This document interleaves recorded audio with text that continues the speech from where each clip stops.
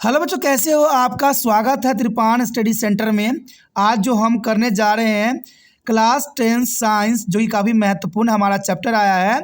और इन्वायरमेंट यानी हमारा पर्यावरण काफ़ी महत्वपूर्ण चैप्टर रहेगा एग्ज़ाम व्यू से। इसमें हम कुछ क्वेश्चनों को लेंगे जो कि काफ़ी महत्वपूर्ण रहेगा एग्ज़ाम व्यू से, और उसको हम एनालाइज करेंगे, समझेंगे, जानेंगे। और यहाँ पर ये क्वेश्चन जो होंगे आपको हिंदी इंग्लिश दोनों ही माध्यम में समझाए जाएंगे, तो ये आपके लिए काफ़ी महत्वपूर्ण रहेगा। और ये क्वेश्चन एग्ज़ाम के लिए भी महत्वपूर्ण रहेगा। और इसमें हम हर एक बारीकी पे प्रकाश डालेंगे और समझने की कोशिश करेंगे। और इन क्वेश्चनों को अगर आप अच्छे से समझ लीजिएगा तो एग्ज़ाम में काफ़ी हद तक आपको फ़ायदा होने वाला है। लेकिन आपको पता है, इन क्वेश्चनों को डिस्कस करने से पहले एक बात जो मैं हमेशा कहता हूँ, जिसको आपको सोचना भी चाहिए, विचार भी करना चाहिए और इवन अमल भी करना चाहिए, वो ये है कि जब भी वीडियो देखिए पूरा देखिए, क्योंकि अधूरा जानकारी सदैव खतरनाक होता है। साथ में एक इम्पोर्टेंट बात ये भी रहता है, अगर आप पहली बार वीडियो देख रहे हो तो लाइक शेयर सब्सक्राइब करना मत भूलना। क्योंकि दोस्तों लाइक कीजिएगा तो बनाने वाले का मनोबल बढ़ता है, सब्सक्राइब कीजिएगा तो इससे ये होता है कि जब भी मैं कोई वीडियो डालूंगा उसका नोटिफिकेशन आपको समय रहते मिल जाएगा। और देखिए, शेयर का मतलब ये होता है कि आपके थ्रू ना जाने किन बच्चों को हेल्प मिल जाए, ये आप भी नहीं जानोगे। इसलिए जो है आप शेयर जरूर करो, ठीक है। व्हाट्सएप स्टेटस पे भी लगाओ। दोस्तों आरएनएसएस सेंटर जो कई मानने में बहुत से बच्चों के लिए हेल्पफुल है, चाहे वो 8th क्लास हो, 9th 10th 11th 12th हो, चाहे वो NIOS बोर्ड के बच्चे हों, ठीक है, चाहे BA MA के बच्चे हो, सभी क्लासों के लिए कुछ ना कुछ जो है त्रिपान एनएसएस सेंटर में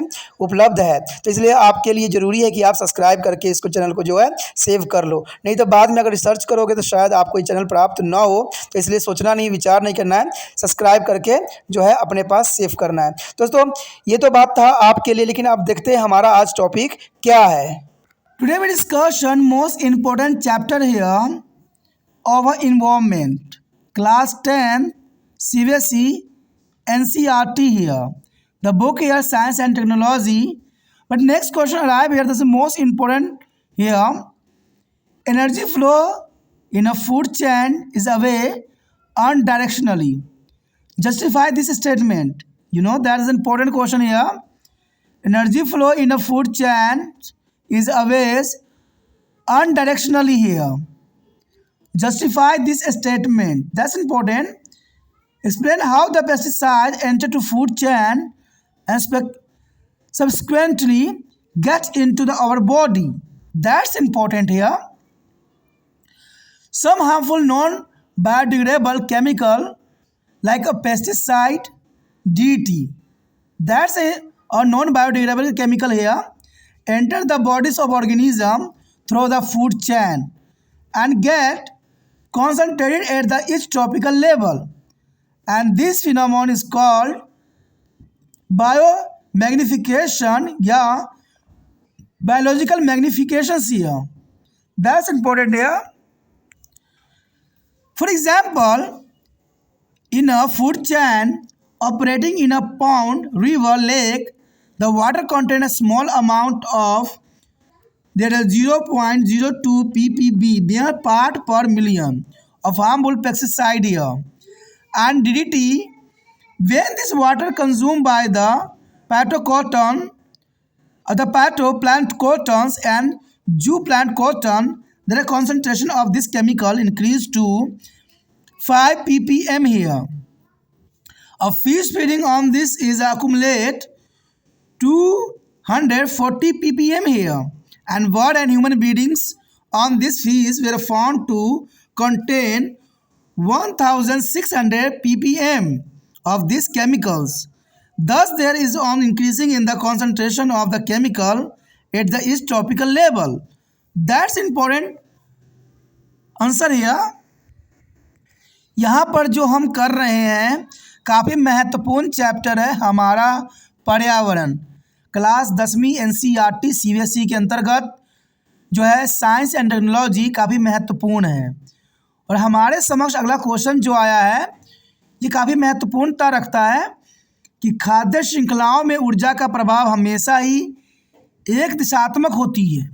इस कथन को चाहते को जो है हमें सिद्ध करना है कि ये जो बात बताई गई क्या सत्य है कि खाद्य श्रृंखलाओं में ऊर्जा का प्रवाह हमेशा ही एक दिशात्मक होती है, यानी देखा जाए तो कहते हैं एक डायरेक्शन में होती है।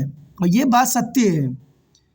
अब इसमें बताइए कि कैसे कीटनाशक खाद्य श्रृंखला में प्रवेश करते हैं और बाद में हमारे शरीर में प्रवेश करते हैं।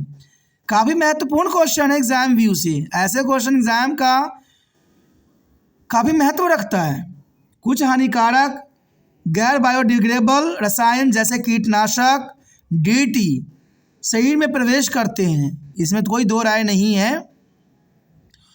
और खाद्य श्रृंखलाओं के माध्यम से जीव प्रत्येक पोषक स्तर पर संकेंद्रित हो जाती हैं। यानी देखा जाए तो खाद्य श्रृंखलाओं के माध्यम से जीव प्रत्येक पोषक स्तर पर संकेंद्रित हो जाते हैं और इस घटना को जैव आवर्धन या जैविक आवर्धन भी कहा जाता है। उदाहरण के लिए किसी तालाब, नदी या झील में चलने वाली खाद्य श्रृंखलाओं में पानी में हानिकारक कीटनाशक की एक छोटी मात्रा देखा जाए तो 0.02 ppv यानी प्रति अरब भाग यानी डीटी होती है। तो ये काफ़ी महत्वपूर्ण बात यहाँ आता है। यानी यहाँ पर बात सत्य है कि किसी भी तालाब या नदी या झील में देखा जाए तो चलने वाली खाद्य श्रृंखला में पानी में अगर देखा जाए तो हानिकारक कीटनाशक की एक छोटी सी मात्रा भी काफ़ी इफेक्टिवल हो सकता है। यानी देखा जाए तो 0.02 pp प्रति अरब भाग यानी डीटी होती है।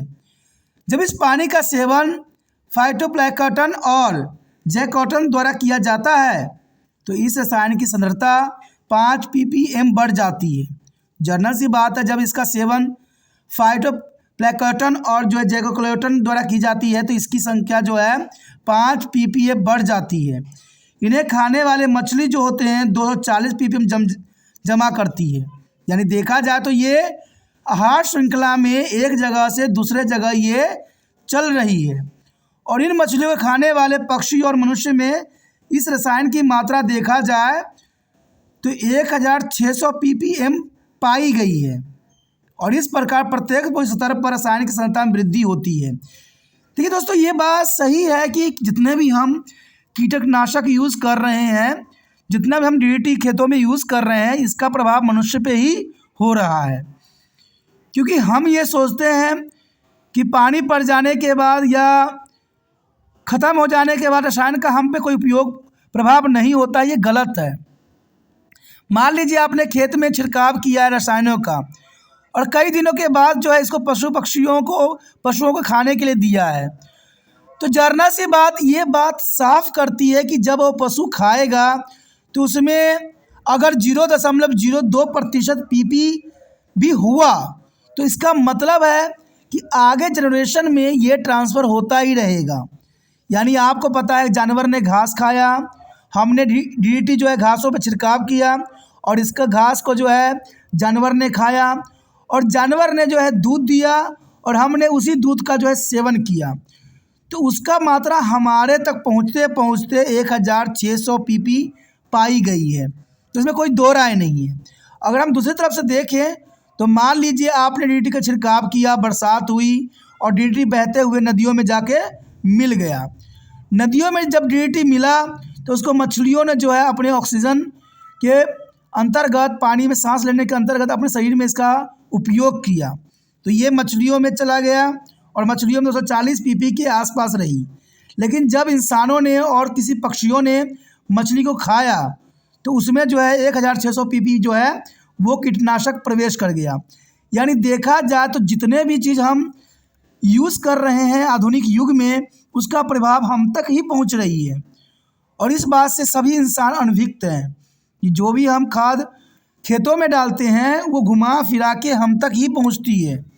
कहते हैं इसलिए हमें सोच समझ के आगे कदम उठाने की आवश्यकता होती है।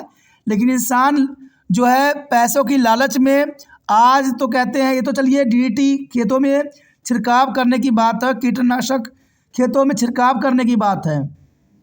आज तो इंसान इतनी लालची हो गया है कि दूध देने के लिए गाय को भी इंजेक्शन लगाते हैं और फल सब्जियों को बड़ा करने के लिए पेड़ों में भी, सब्जियों में भी इंजेक्शन लगाते हैं। कहते हैं इतने लालच करके क्या कर लेंगे, कौन सी महल खड़ा कर लेंगे, ये मुझे आज तक समझ नहीं आया। क्या इंसानों के मार के जो महल खड़ा करते हैं उनसे उनकी जीवन सुखल हो सकता है?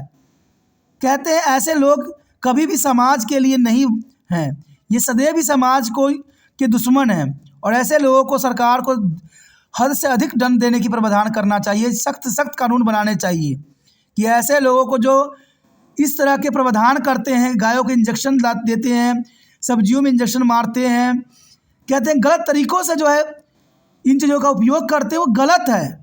सरकार ने देखा जाए तो DDT पर भी प्रतिबंध लगा दिया गया है, लेकिन मैं जानता हूँ DDT का उपयोग आज भी उसी प्रकार से हो रही है जैसे पुराने समय में होता था।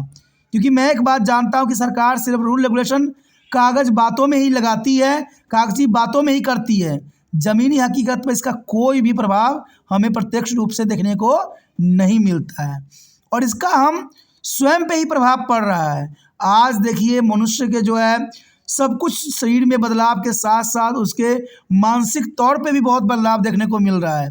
आज लोग छोटी छोटी बातों पर जो है कत्ल कर रहे हैं, छोटी छोटी बातों पे ऐसे ऐसे कार्य कर रहे हैं जिसका हम कल्पना भी पुराने समय में नहीं करते थे। ये सब कहीं ना कहीं इन्हीं चीज़ों का उपयोग के कारण ही उनकी मानसिकता बिगड़ गई है। तो इसी के साथ हमारा ये क्वेश्चन ख़त्म हो जाता है जो काफ़ी महत्वपूर्ण था एग्ज़ाम व्यू से। ऐसे क्वेश्चन एग्जामिनर का सबसे फेवरेट होता है, तो इस क्वेश्चन को लिखिए भी, समझिए भी और इसको आगे बढ़ाइए भी, क्योंकि तिरपान स्टडी सेंटर का एक ही मकसद है कि वीडियो हर बच्चे तक पहुँचे और हर बच्चे जो है सही बातों का अनुसरण करें और एग्ज़ाम में अच्छे से अच्छे अंक प्राप्त करें। और आपको पता है कि तिरपान सेंटर ने आपके लिए वीडियो डाला है और मुझे पता है कि उन बच्चों तक वीडियो नहीं पहुंच रहा है जिन तक ये पहुंचना चाहिए। तो आप तिरपान स्टडी सेंटर की मदद कर सकती हो और मदद करने के लिए कुछ नहीं करना होता है, यूट्यूब से लिंक को कॉपी करना है और व्हाट्सएप से लगा देना है। तो से लगाने से ये होगा कि जिन बच्चों को ये वीडियो की ज़रूरत होगी वो देखेंगे, नहीं समझ में आएगा लीव कर जाएंगे। लेकिन एक बात होती है कि आपने अपना कार्य किया, तिरपान स्टडी सेंटर ने अपना कार्य किया, हम दोनों सही रास्ते पे चल रहे हैं। अगला बच्चे कुछ करे चाहे ना करे उनकी प्रॉब्लम है, लेकिन मन में संतुष्टि तो रहती है कि हमने दूसरे बच्चों के हेल्प के लिए भी जो है हमने कार्य किया। तो ये बातें आपके मन से हो जाना नहीं चाहिए। जितना हो सके शेयर करने की भावना रखिए, क्योंकि शेयर ही दूसरे बच्चों के केयर है और जब दूसरे बच्चों का केयर होगा तो हमारा धरती का भी उद्धार होगा। तो ये सब बातें बहुत महत्वपूर्ण रखता है। पहली बार मेरे चैनल पे आए हो, पहली बार वीडियो देख रहे हो, समझ में आ रहा है, ठीक है, और चाहते हो कि और वीडियो आपको इसी प्रकार प्राप्त होता रहे और तिरपान सेंटर के साथ आप जुड़े रहे, तो जानना सी बात है दोस्तों, चैनल को सब्सक्राइब कर लीजिए। सब्सक्राइब कीजिएगा तभी तिरपान सेंटर के साथ जुड़ पाइएगा और जुड़िएगा तो आपको पता है कि इसमें 8th क्लास से MA तक के बच्चों के लिए बहुत कुछ है और समय रहते ही बहुत कुछ हो जाएगा। कुछ ही सालों में इतना सारा वीडियो आपको उपलब्ध है, तो समझिए कुछ और सालों में कितना सारा हो सकता है। तो सोचिए नहीं, अभी तिरपान को सब्सक्राइब करके मोबाइल में सेव कीजिए।